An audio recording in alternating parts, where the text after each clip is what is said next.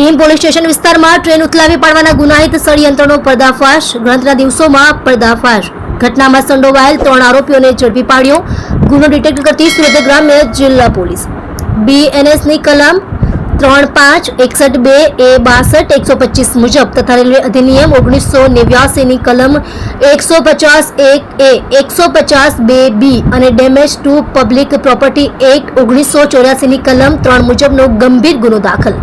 ધરપકડ કરવામાં આવેલા આરોપીઓના નામ, સરનામાની વિગત: સુભાષ કુમાર ક્રિશદેવ પોદાર, ઉંમર વર્ષ 39, ધંધો નોકરી, રહે હાલ Kim Shivdhara residency, flat number 501, ભાડેથી, તાલુકો ઓલપાડ, જિલ્લો સુરત, મૂળ રહે Bhagalpur, red cross road, thana Adampur, જિલ્લો ભાગલપુર, બિહાર।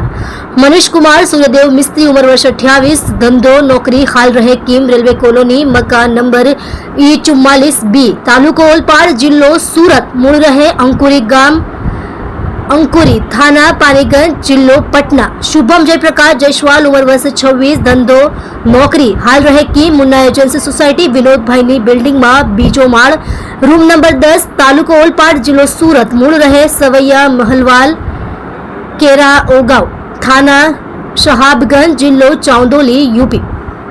ત્રણે ઈસમોએ પોતાને એવોર્ડ, ઇનામ અને પ્રસિદ્ધિ મળે તે માટે આ કરતૂત કરી। રિપોર્ટર એસએલ સૈયદ સાથે કેમેરામેન સંદીપભાઈ બોરસે, તમે જોઈ રહ્યા છો live India today news channel.